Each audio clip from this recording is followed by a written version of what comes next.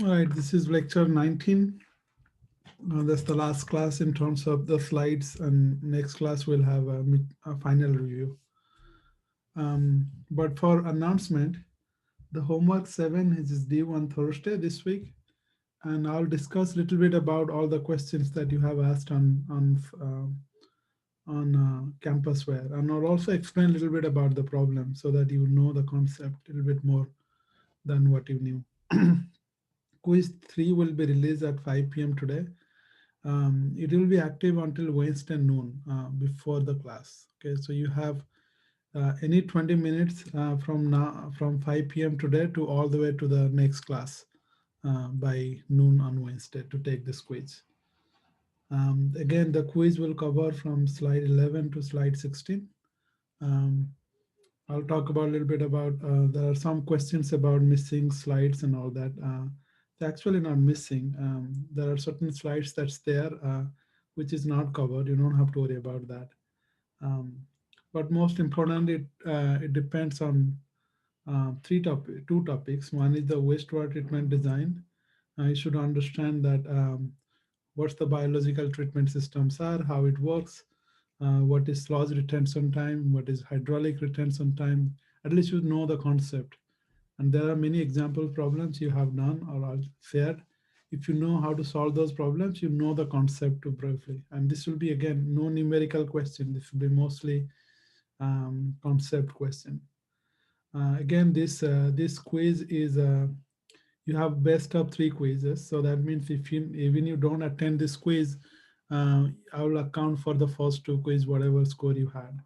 But if you did well here, I'll remove the worst quiz in the three that you have taken. So this is a no risk quiz, and you should, particularly if you have not done well in the previous quiz, this is the opportunity to do well. And this also helps you prepare for the finals.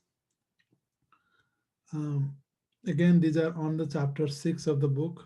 Just know that the book has 9 chapters. So in the chapter 6, you have surface water, you have a groundwater, you have also wastewater, you have also hazardous materials. So they're all things combined in the chapter 6 of the book. So I said, when I say chapter 6, you might have different topics on it. Um, Again, next class we'll have final review. We'll discuss about any question. I'll also have another office hour this week on Thursday, just to answer any questions related to finals, as well as go through some questions, some example questions from previous final that we could not cover in the next class. Again, I'm available on Campusware. Anytime you ask questions, I'll respond that. And the final will be in the designated week. So I'll release the question on that day. Okay. And you have, again, I will discuss more about final next week. Let's not discuss about that today. Again, today is about resource recovery, which is chapter 9. I shared the PDF. That's section 10 to 13. This is mostly combining everything into understanding the sustainability aspect of this class. There will be no quantitative problem here. There will be, this is just like, understanding or a reflection of what you have learned, how you can apply that for real world problems for to attain environmental sustainability.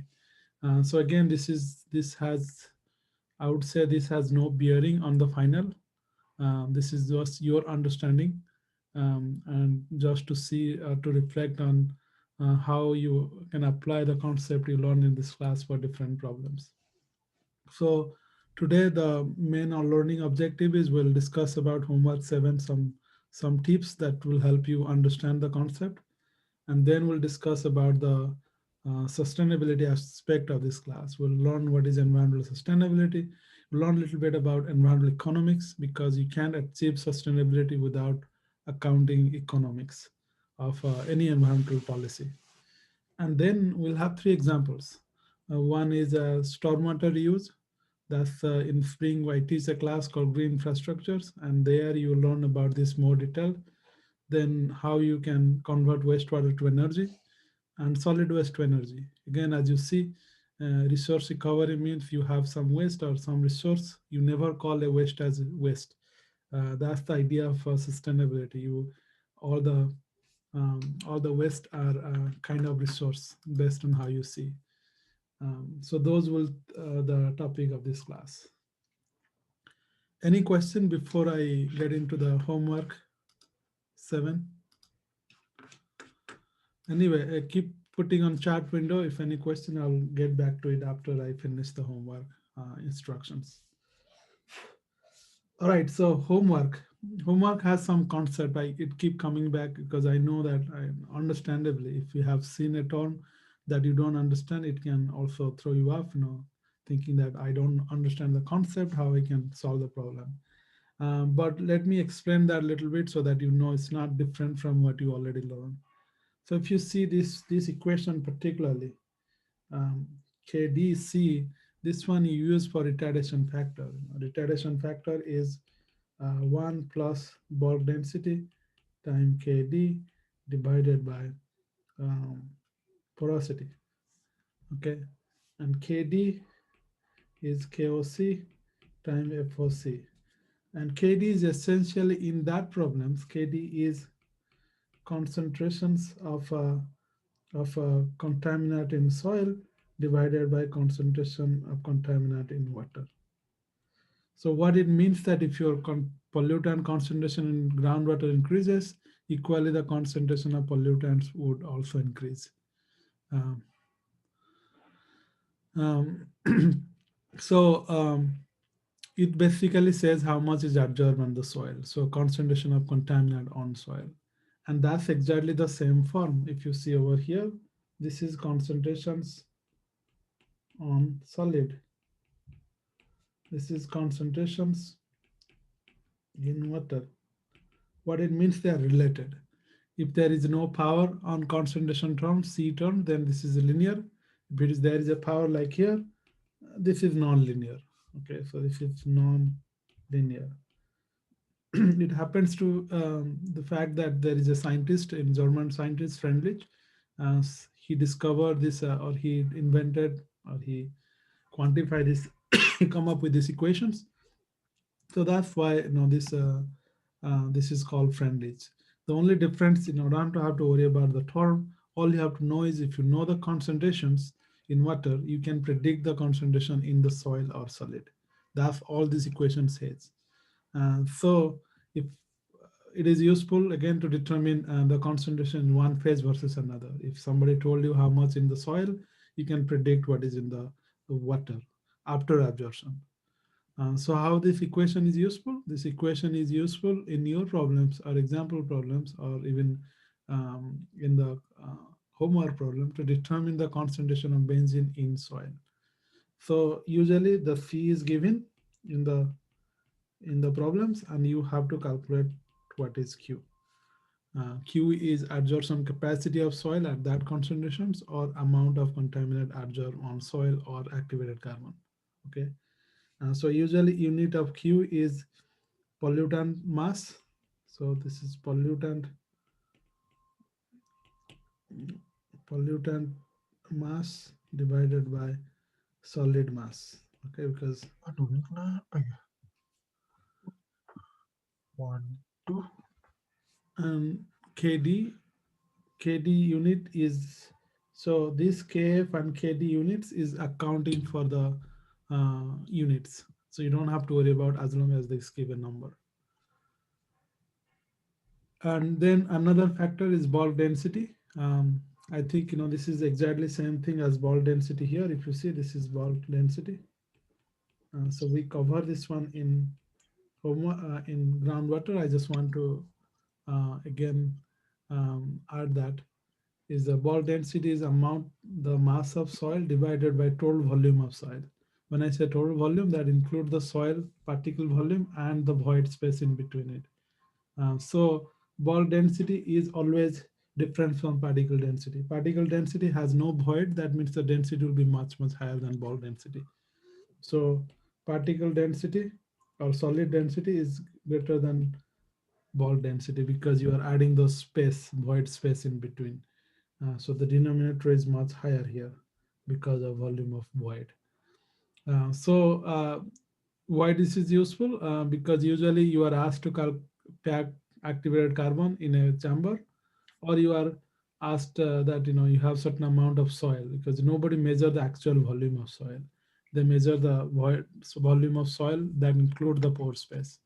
So if you know the volume, total volume, you can calculate the amount of soil you have.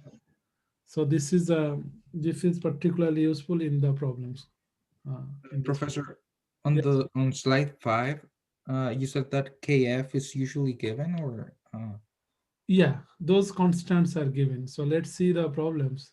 okay, For instance, here, if you see this term over here, what does that means? It says Q equal to 2C 0.2.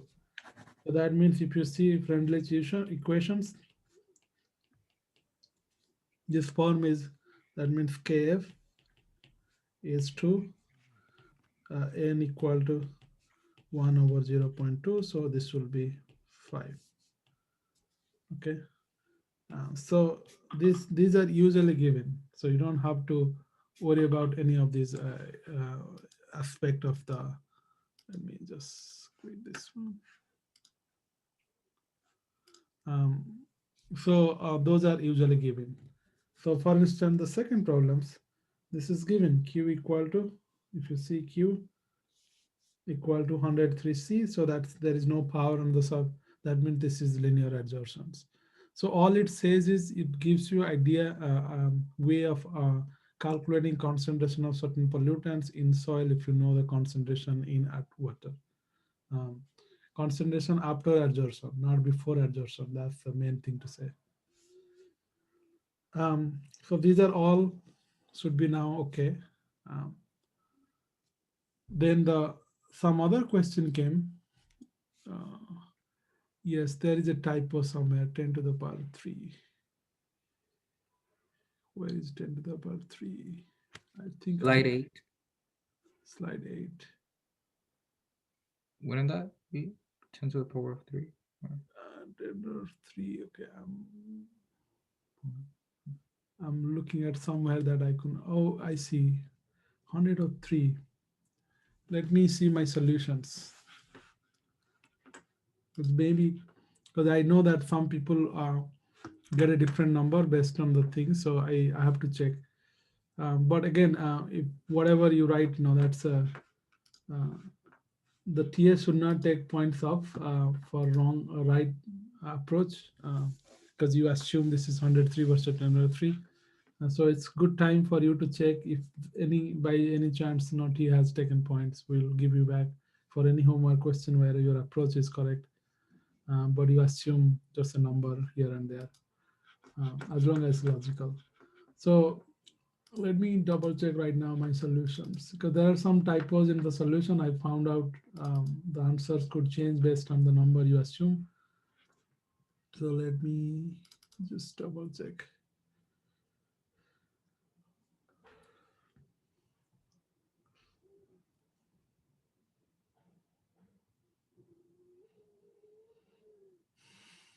Well, I'll check. It's hard to see for me right now to um, use for 100 or 3, whatever number you get, because that's what written here. Uh, but this, that means this might be different, so I have to check whether these are correct numbers, because these are all things will change based on that one number. Okay, so the second question was ground level concentration of any particular pollutants in for air pollutions. From the class there is a big X and G. Um, there is a big expression here. There is like and there are two exponential term. This is Q over pi H. Okay, so these are two big terms over here.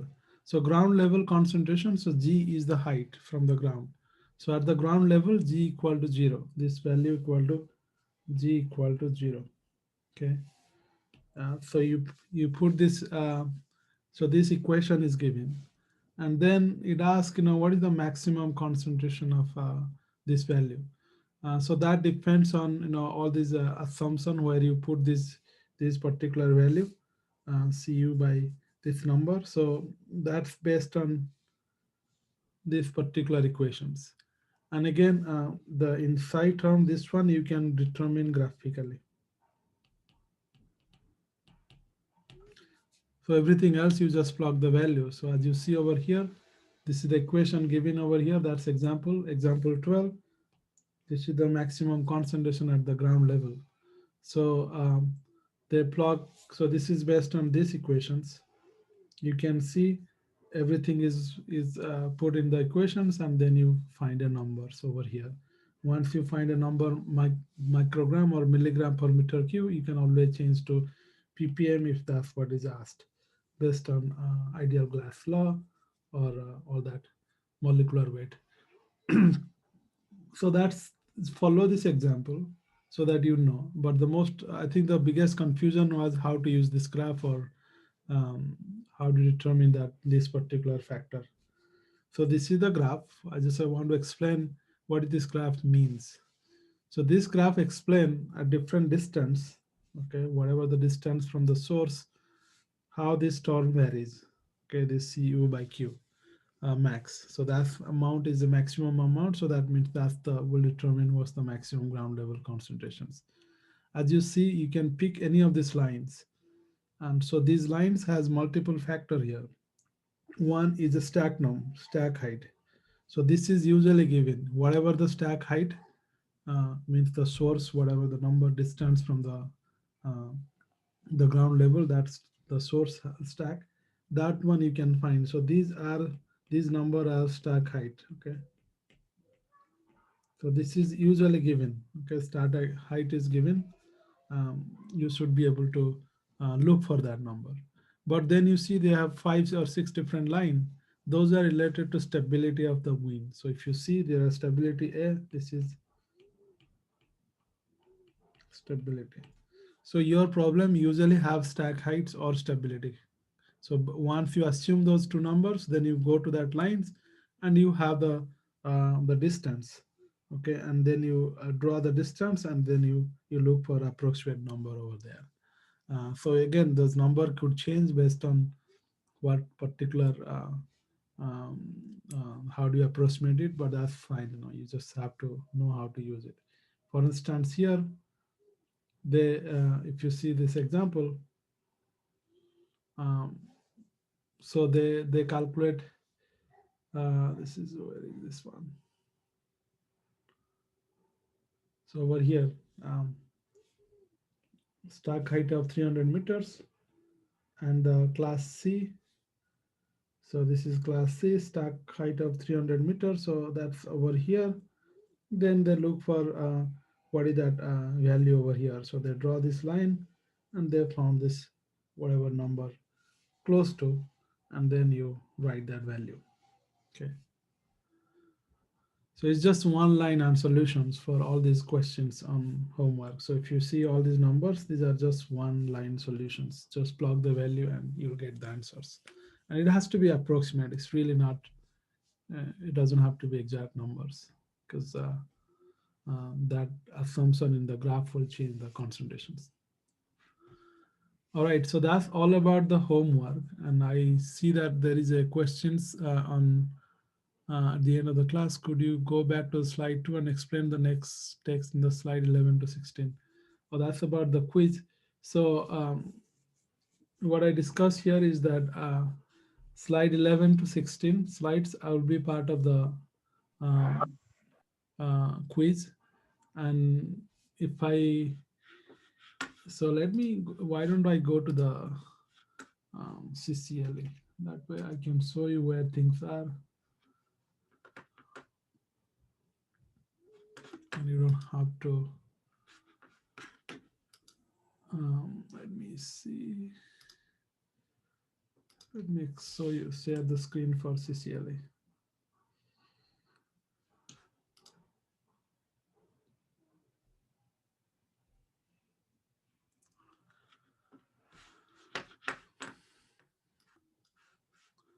Okay, so I'm going to unshare the screen about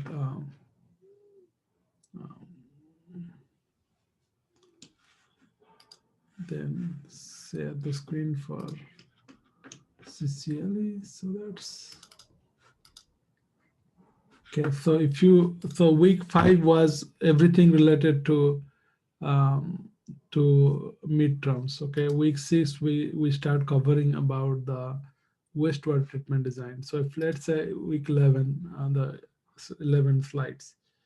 So that's wastewater treatment. So that means anything covered here will be part of the quiz. Let's go to the next one. 11. Then let's see. I think that week we had a break for so there was no class on the second half or on Wednesday.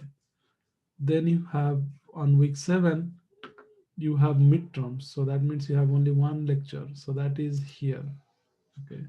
So that's week 13 was or the that's this is the lectures that was um, part of that midterms week. So you see there are kind of a midterms review. So it's really not much there. You can, I mean, it's not part of your quiz will not be part of any of this because these are all your midterm questions. So that means that slide is not very relevant. But if you see over here that this is the class we never had. The reason is we had midterms that day. So I just put it there, but it's not, you don't have to worry about this particular slides because we didn't cover it, but this is just for your own understanding. We'll not put any, we'll explain a little bit of this today. But most importantly, why this slide was important, because I share lots of example questions for your final. And those are usually shared with you. So this is example questions on in the book, and you ask all these questions on campusware. So I explain it. These are the example questions that I already shared in the Word documents. The solution is given to you. So these are all relevant for your final, but you don't need to. That's why I didn't really um, have a recording on this one because I gave you the solutions. So you don't have to worry about this particular slide. And then you go to week 8. We have some. So week 8 is the last week that is relevant for your for this quiz. So that's week. So this is waste management, and there you have whatever given to you. This is part of the quiz, and also slide number 16. Other. So here I explain again some of the design. So this is yeah, this is part of the quiz. So literally you have 3 slides, 15, 16, and 11. Those are the 3 slides you should think of. 11. So I'm just going to write 11, 15, 16. And there was no class on 12, okay, because there was holiday. And then you have, I think we have 13, but that doesn't have contain any materials relevant for you. And then 14 has some materials, but that's not part of the, it's not like, we cover that. So just take 11, 15, and 16 slides.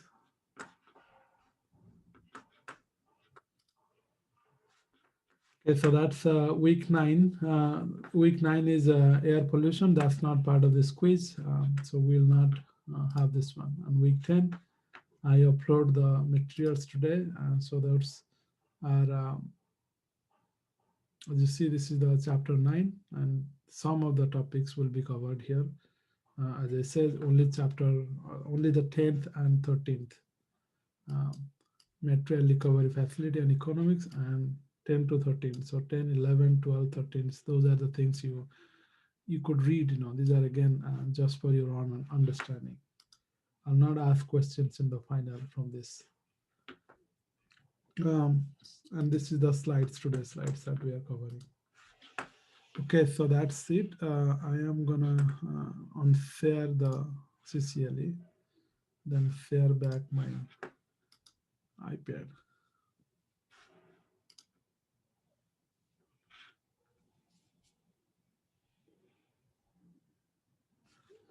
Okay, I think there are some more comments. How does pipette? So there is no participation credits here. If you see, I think this is, I don't think there was a participation credits in the syllabus. I changed that, but maybe there was typo somewhere. I have to check. Okay, because this is all completely online, so there is nothing about that. So the final will be everything from lecture 11 until today. Um, um, yes, so I just want to mention one thing. We'll discuss about final next class. So let's not ask more questions on final because it has more discussion point. But technically, yes, but anything relevant for in the second half also going to be from midterms. For instance, wastewater treatment plants use BOD concept. So you can't say that I'm not going to read BOD. So anything by part of those things will be also you have to read those just so that you know those concepts. Okay, But so 11, 15, and 16, right? For the lectures, the slides. yeah, those will be for the quiz. For the final, obviously, everything after 11th.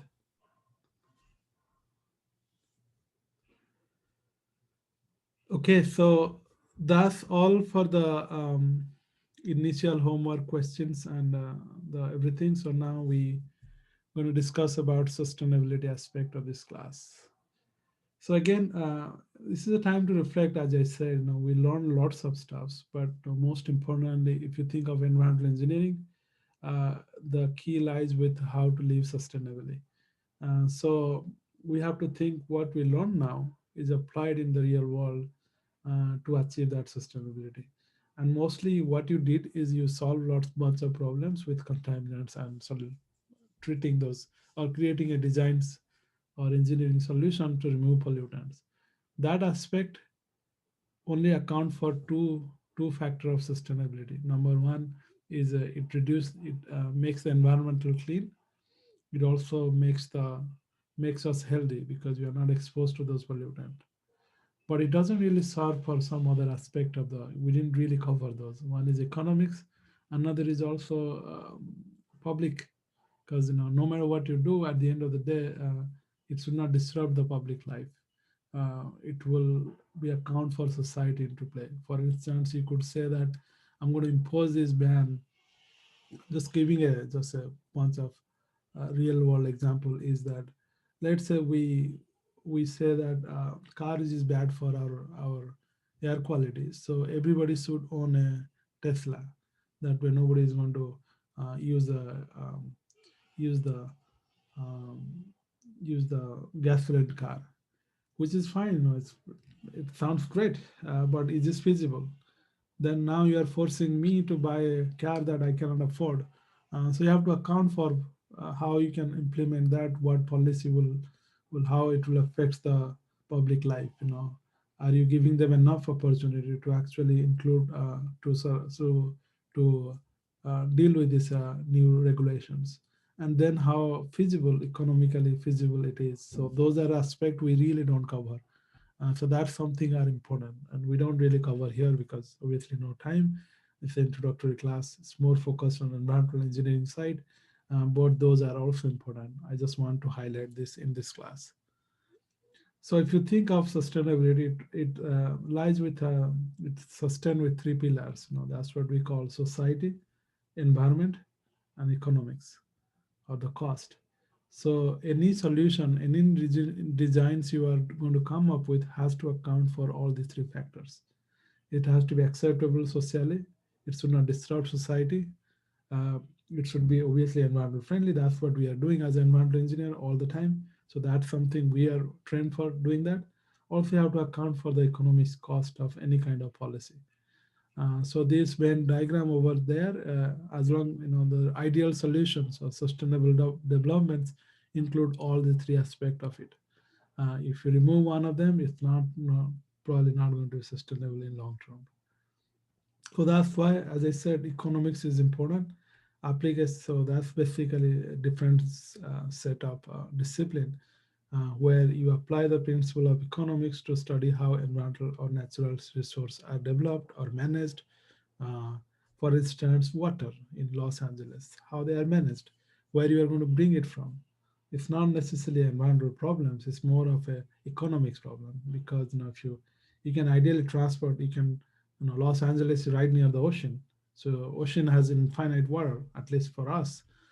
So that means we could take all this ocean water and desalinate it. Why not we do that? Why we bother about transporting water from Northern California or Colorado rivers when we have right near the Los Angeles? Well, that's cost. Cost is a bigger factor, not just cost. When you desalinate, you get lots of water, which in fact there is a big desalination plants in San Diego where it is being done. But they realize that they are also producing lots of this brine, which is the basically concentrated salt as a waste. You have to dispose it somewhere. So if you dispose in ocean, it has this environmental impact. So you have to account for all these aspects, cost, entire life cycle assessment of it. And then the other aspect is if you come up with a policy. For instance, PFAS is in news a lot of times, and they say that PFAS concentration, which every drinking water regulatory agency should abide by, is less than 20 parts per trillion because it has cause health effect at very low concentrations. But if you see the concentration is 20 parts per trillion, that's really, really small number. Is this even feasible to go for that low? Well, the reason they do that, at least, is because if you see who are the main polluter is defense, U.S. Army, U.S. Navy, U.S. Air Force. In fact, U.S. Air Force is the primary polluter here. And if you see defense budget is much higher here in this country, so that means you have money to actually solve this problem. So that's why you see a lot of times what they say is also related to whether this is even economically feasible. Can we have the cost to actually treat it? And so treating water is very small fraction of the defense budget in this country. So that's why they could afford to go that low. But if you do think of some other type of pollution, like for instance, fertilizers, which is phosphate-based fertilizer, particularly one type, organic phosphate, uh, it seems like that becomes a um, that becomes like a carcinogen. So they say how much low you can go. Well, they cannot go that low as PFAS, even though the PFAS cause also similar effect. The reason is it's not feasible. You can't implement it without incurring trillions of dollars. So that means they have to somehow compromise there. So that's why you have to think of both economic assessment, and these are important factors. In fact, you should go to this. If you're interested in that aspect, you should go to this particular website on EPA to learn about how economics is applied for solving or at least finalizing some of the environmental problem. So, a couple of things we have to remember is that when I keep saying sustainability, it's a buzzword. It means that use of resource without depleting it. That's a simple way to think of it. Um, so think of sustainable development. That's like UN goal. There are 16 or 19 sustainable goals related to environmental engineering. So what does that mean? So developments that meets the requirements or needs of present without depleting the resource for future. For instance, if you think of carbon dioxide emissions, we are really depleting our future generations to solve these problems. If we don't do anything, once if keep rising after a point, no, our next generation will not be able to solve as much as we could solve right now.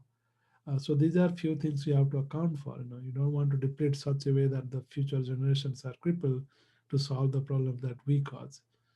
So these are things we have to think of when we think of environmental engineering. So now you could come up with a lot of engineering solutions that could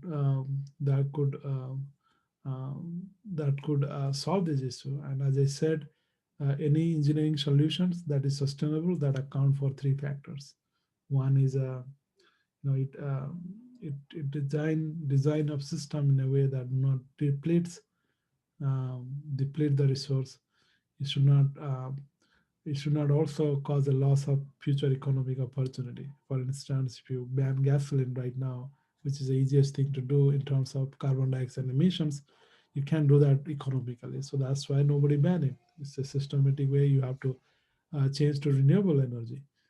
Then also when you think of renewable energy, you have to see other environmental impact. So these are all things that you have to consider. Just changing into renewable energy is not the only solutions. In fact, you have to account for how renewable that solution is. For instance, think of solar power, solar panel, or think of electric car. The biggest waste in that electric car is the battery. Do you have a mechanism to handle those expense or the cost to produce those solar panel? How much carbon dioxide you emit? Because these all require production facility. It also you have to handle waste. So when you think of sustainable aspect, you have to think for all this from A to Z. That's something we didn't cover in this class. So again, these are things you should think of. Just because you learn that wastewater treatment plants is best doesn't mean that that's the feasible solution in all place. So, for instance, here one example. I keep talking about car. So think of how to make the car driving or car use more sustainable.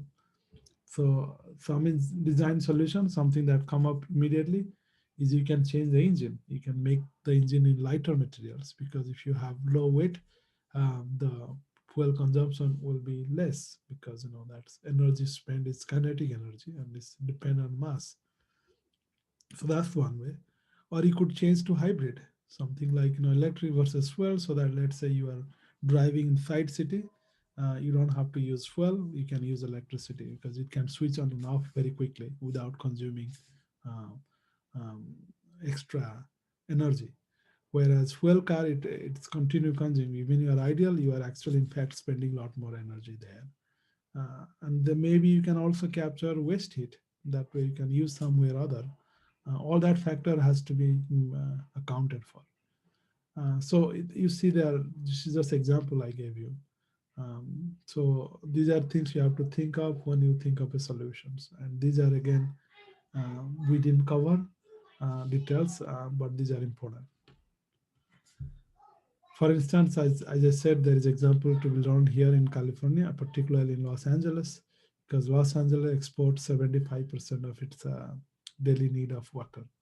When I say export or import, it imports from Northern California. You can see those aqueducts which transport waters. Massive amount of water is lost because of evaporations. It also get it from Colorado rivers. Hold on just a second. I want too much videos. Yeah, I'm teaching. Can you wait? Take this one. Sorry about that. Um, Sriyan, take this one home. Go close it door.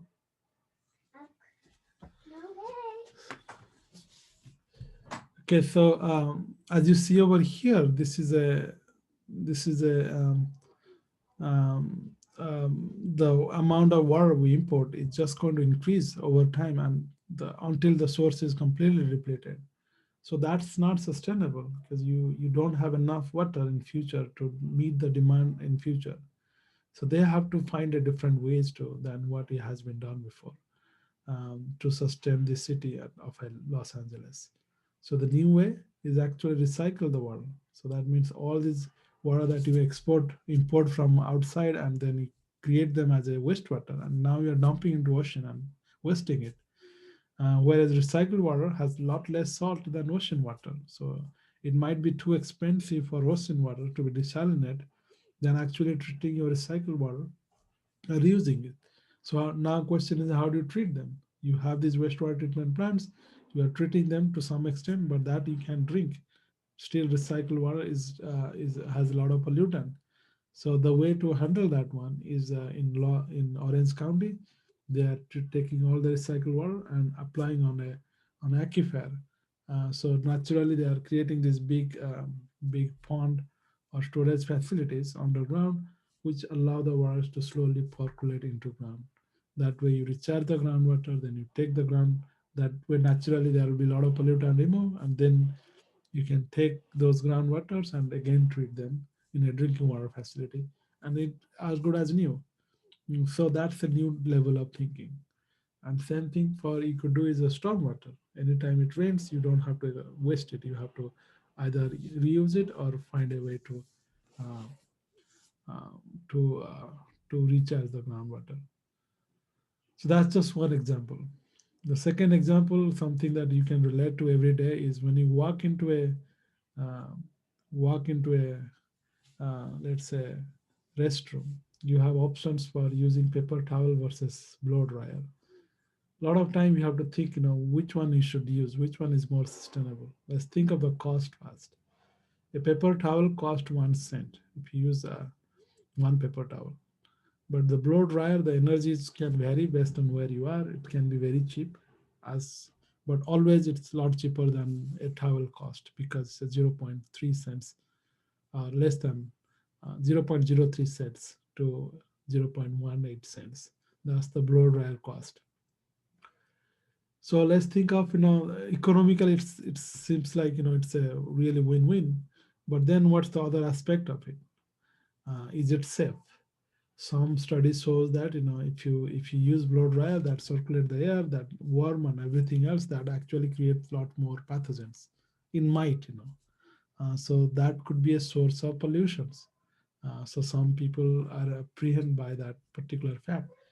So, well, how do we change that one? That means you have to design the blower such a way that the air quality, because it blow the air quality, right? So that whatever the air, it blow it in a warmer temperature. So if the air is already polluted, it will blow that uh, contaminated air. So maybe a different way to do it is using a filter so that it filters the pollutants before it blows through that blower. So that new technology is creating those things. So you have to think of all these other aspects of it. And then the third thing is the society, because no matter what you do in engineering, it's not like a lot of times the problem is related to acceptance. The public do not like it, or somehow there is misconception that one is better than other, and because that misinformation can cause publics not to use it. One perfect example is vaccine. A lot of times there is a misconception that vaccine can cause lots of adverse impact. Well, that's not true if you think of statistics. So all those factors, think of health and all that is equally tested. We're not perfect, but it's much better than having causing a disease. So these are the issues related to, a lot of times, if you think of coronavirus, not wearing a mask is not an environmental issues. It's not even economic issues. It's a society acceptance. So these are things you have to think of anytime you have a sustainable goal. The last example is think of biofuel. Um, you know that cornfield is like mass produced right now in US for last 10, 15 years because of the idea that you can mix methanol in your gasoline that reduce some emissions. So because of that, there was um, lots of incentive to produce corn. So that's great. It create a clean energy, but at what cost? A lot of times we don't think of those. What it does, it converts lots of agriculture land into cornfield. That means those lands was been used before for any other food productions. So what happens to those food? Where we are getting it? Now we are not getting it from here. Now we are in US that we produce those food. Now you are exporting from Mexico or other places. So now how much carbon dioxide you emit by bringing those food from different countries when you could produce here? So a lot of times we don't account for those factors. We just think, oh, this is clean energy. That's fine. We are saving energy. We are producing less carbon dioxide, and we are fixing a lot of carbon dioxide from atmosphere by trees because tree fix those. That's the most massive way to fix it. But then you have to think of other cost. You are creating lots of these fields, and cornfield requires high turnover. So they use lots of fertilizer. That fertilizer is produce the highest amount of cost per carbon dioxide because if you know how the fertilizers they use, they produce lots of carbon dioxides when they produce this ammonium, all that. So those fertilizers are applied. So when you think of actual carbon footprints of corn, it's not as much as we thought initially. That's why it's very important to think of this entire life cycle thinking. Again, we didn't cover those, just so know that these are important.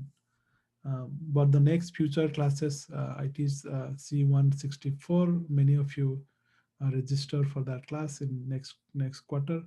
Also, I teach green infrastructures. There we will discuss a little bit more about those for those kind of problems.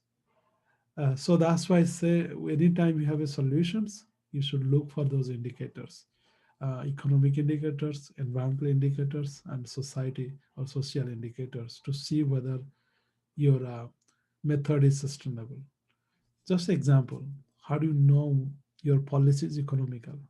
One way to look for is look for the GDP. Well, does GDP actually sustainable? Because if GDP is average of how a country is doing based on this annual amount of money produced. But if you think of US or any the world, top 1% people have 99 or whatever percentage of wealth. So if you are living in a neighborhood with a, let's say, Mark Zuckerberg or Bill Gates, your average um, income in that neighborhood is billions. Doesn't mean makes you any better. No. So that's why that's not the right metrics. You have to think of sustainable metrics is the number of hour paid employee, the average wage required to sustain basic need. So that's the second. If you see that particular here, it says maybe better way to see is the wage, how much paid leave you have, all those factors. But if you want to emphasize on the sustainable things, you even that wage is not a factor. For instance, you can live in Bay Area or San Francisco and get 100K and still not able to afford anything, whereas you can get 100K in, let's say, in other states and have a very good life. So cost of living is a factor. So that means you have to also think of what that wage can buy. So this is just one example. Economy indicators. Same thing you can think of environmental indicators and society indicators. So these are the sustainable thinking that we, unfortunately, we don't really think of this a lot when we think of engineering solutions or science solutions. Partly because this is again this is because we you don't have a. I wish there is a class where you only think of this aspect and apply those factors. Unfortunately, many of the engineering classes we don't look at those. Partly because we are constrained by that. Because if I do sustainable, there is a class on sustainability that will I can cover even 1/10 of what we cover in environmental engineering. So maybe there should be another class. Maybe Institute of Sustainability should offer a class on that. Maybe there is a class. Look for those because those are important. Any question?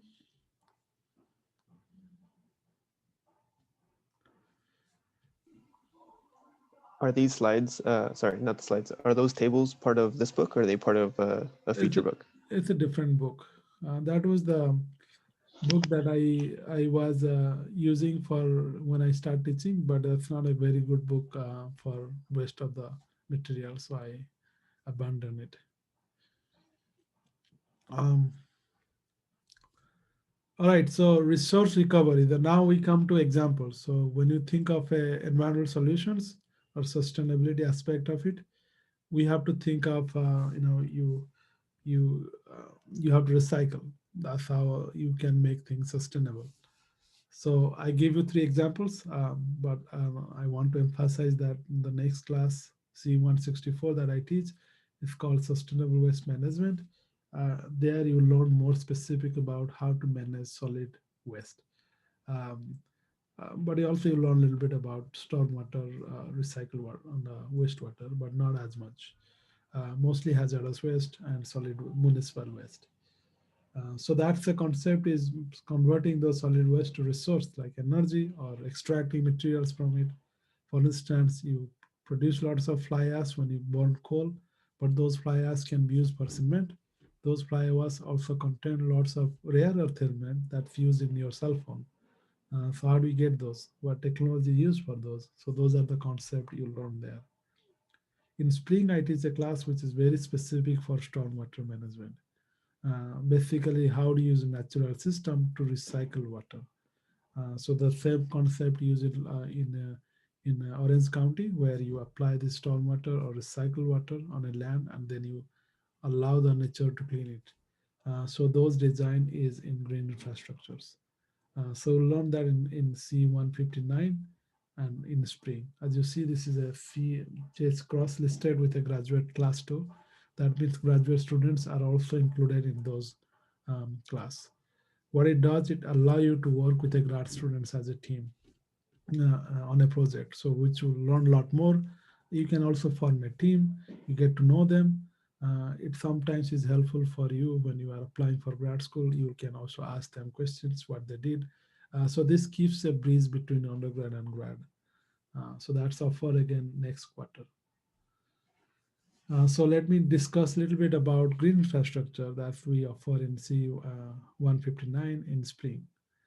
So think of the concept. What is green infrastructure? It means you apply green space to a buildings or the gray infrastructures. So gray means cement or concrete. So if you think of how we design the buildings or everything in Los Angeles before, we create channel, we create roads, we create parking lot. Everything is made out of concrete or materials that could prevent water to go through ground. So that's in the right lower corner. So when you do that, you see what changed. You produce 55% of what you apply get is runoff. Okay, so that means you are creating a high amount of runoff that could cause flooding. In fact, that's what reason why Los Angeles floods so many times, that they designed this Los Angeles River and Bioneck to get rid of water as quickly as possible. But the natural consequence of that is also low recharge of groundwater, only 5% infiltrated. That means you are depleting your groundwater resource at the locations. So the ideally, if you think of comparing that before development, which is all the green space, you see only 10% was runoff. So that means you don't have that much flooding issues. And you have 25% or deep infiltrations and 25% shallow infiltrations. So that means this can be a big issues for groundwater pollution, groundwater replenishment. But again, this picture is misleading to some extent. This number was given before without accounting for leakage that occur in pipes. Because if you think of all these big cities, they have underground pipes that could leak, and those leaking can also recharge groundwater. And you have also green infrastructures in place, which is basically applying a green space in between those concrete space. And that way you allow some of the water to infiltrate. So how to design those, what kind of materials you should use, how you create those things are all about the next, that CE164. So green infrastructure is basically, these are things you see when you walk around. You see the example, green roof. It basically applying a green space on the top of roof. It save energy. It makes it more. You reduce cost in winter and summer because it insulate the buildings. Then you have permeable pavements, which allow water to move through the ground as opposed to just creating a runoff, which is on the second. Then you have bioswale, rainwater harvesting tank, rain garden, which is basically all the storm water can get in here and infiltrate into ground. And then you have all these different places. So these are just examples of green infrastructure, which is basically a nature-based technology that allows stormwater to be managed in more effective way. So if you see the difference is, this is grey infrastructure, that's LA River, you see these are all concrete, okay? If you think of that, it allow water to move faster, but it doesn't, it has lots of economical, or it is much costly to build those things. And also it's not very good for the environment. So now they are trying to replace that wall with a green space so that it bring back the life into that river. Whereas that's what the green infrastructure does. It replaces that concrete with some green space. And how you do that is it's not a simple task of just replacing concrete and applying the some kind of plant. It has a lot more design factors. You learn the concept here. That's why CE153 is already useful in those class, because you know the retardations. you know how contaminants move in soil, you apply those there. So those are mostly on engineering side of that. And again, bringing back to sustainability, why it is important? Because if you see, this is right now, 2014, very small amount of recycled water was used for your daily use. That you can change to a lot by applying uh, by applying those into ground. So in fact, Los Angeles, Orange County has done it for that's the largest recycled water reuse facility in the world. It is going to expand in many places in Southern California.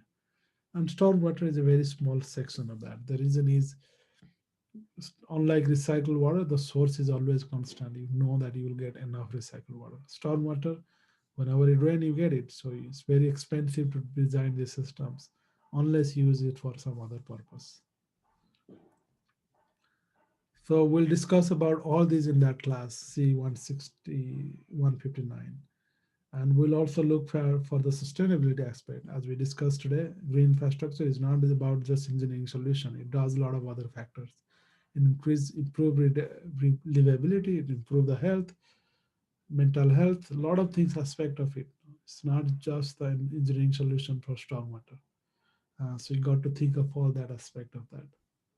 And this is just a statistic just to show that how much green infrastructure can help. Okay. I just want to acknowledge that one of the projects that is funded by Caltrans, California Transportation Agency, our lab is working on that. It's a project where we are redesigning how the roadsides are built. The idea here is that if you have roadside, which just the typical design, you'll have stormwater going in. All the pollutant from here will get into stormwaters, and then it will erode the bank, and it's going to pollute all the waterways. But if you design the system such a way that some of the water will infiltrate into ground, or that way, and without eroding that, then you can actually remove most of the pollutants. So we are the part of the research is how to design that. So those are something our students are working on.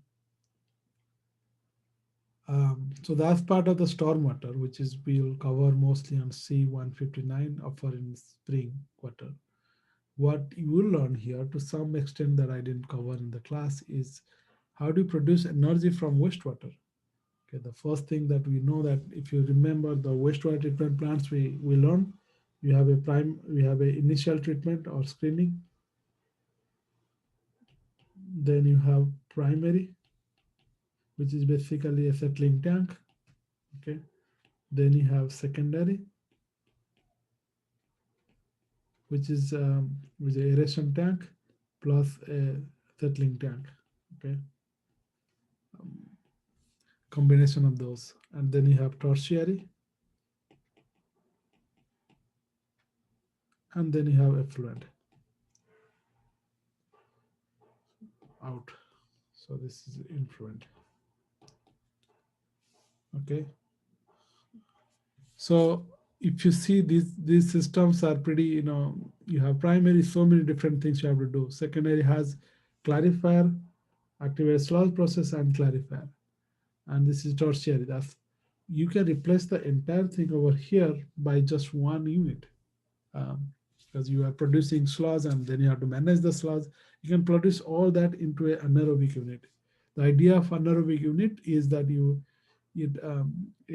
it's a slow process, but it's more effective when it comes to producing less sludge.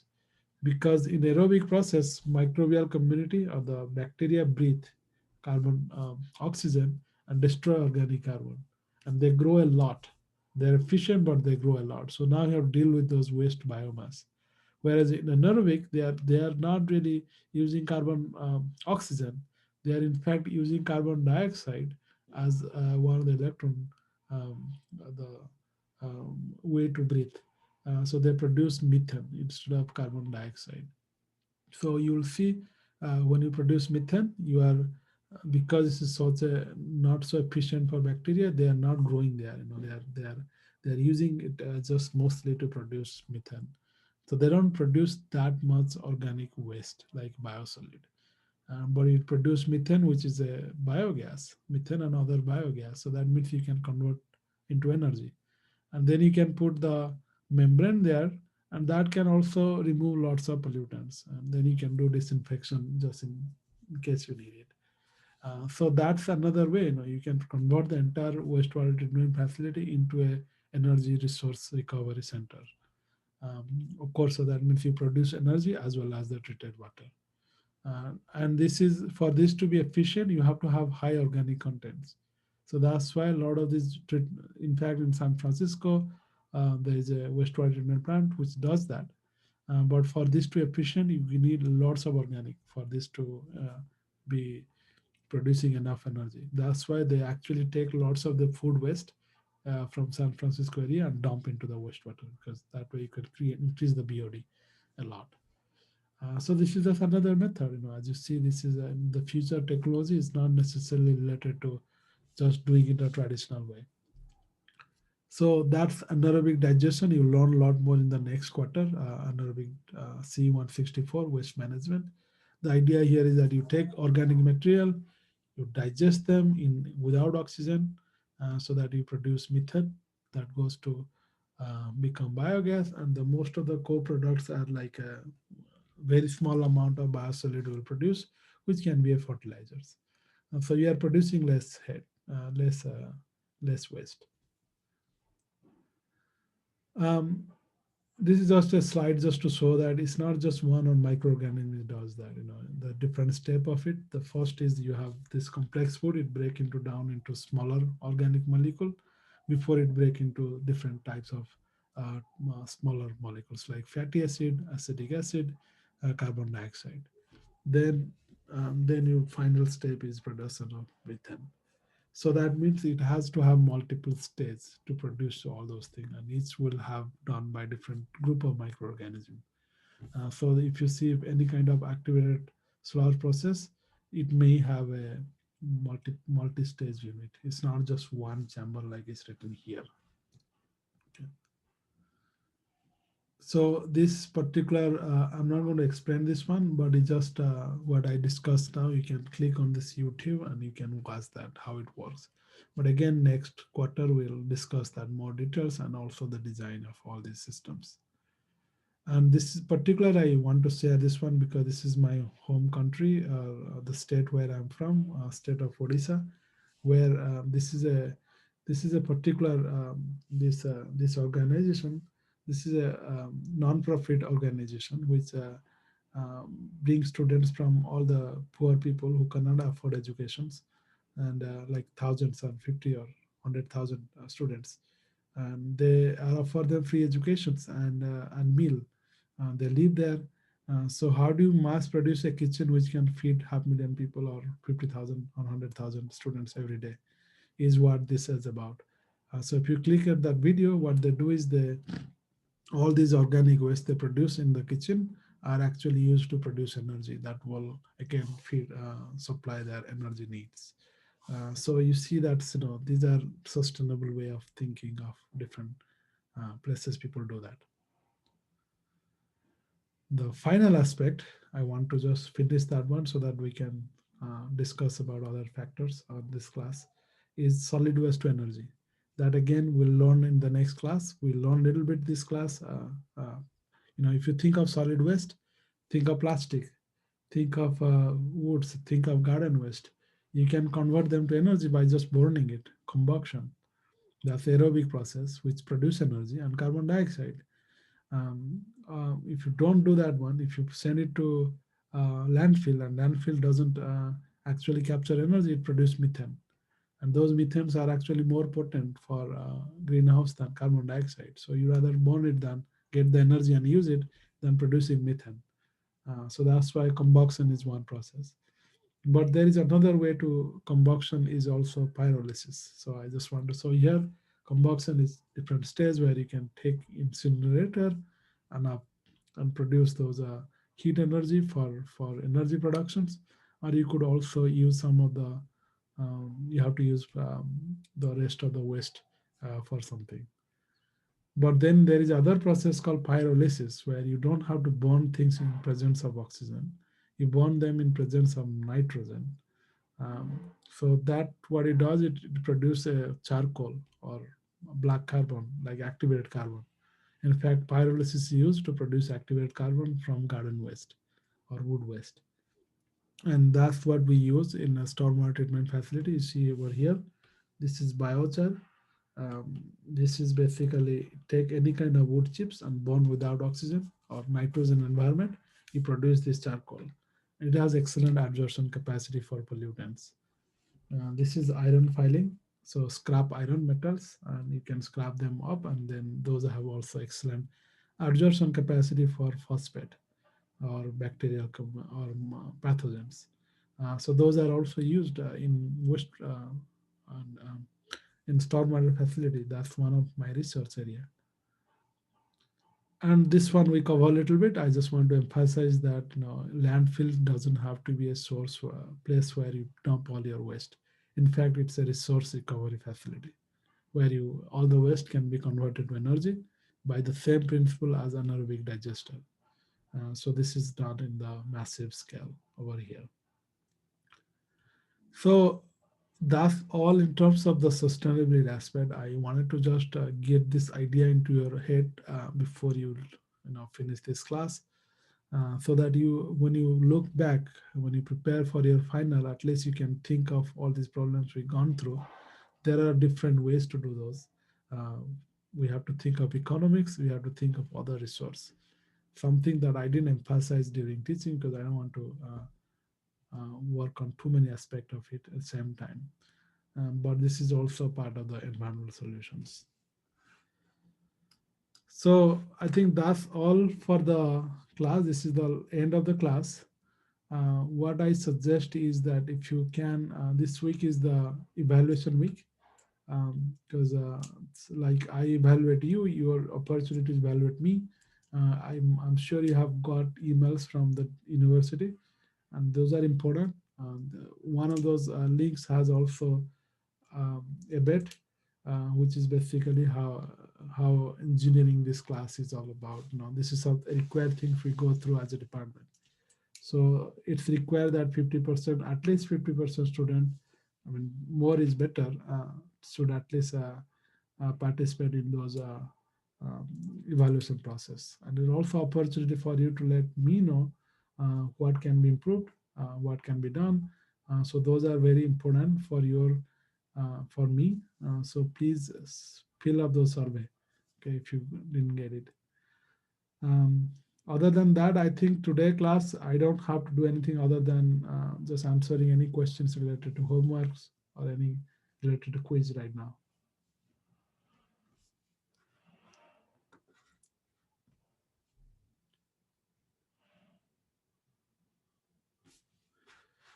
I'm going to stop recording for just to complete this one.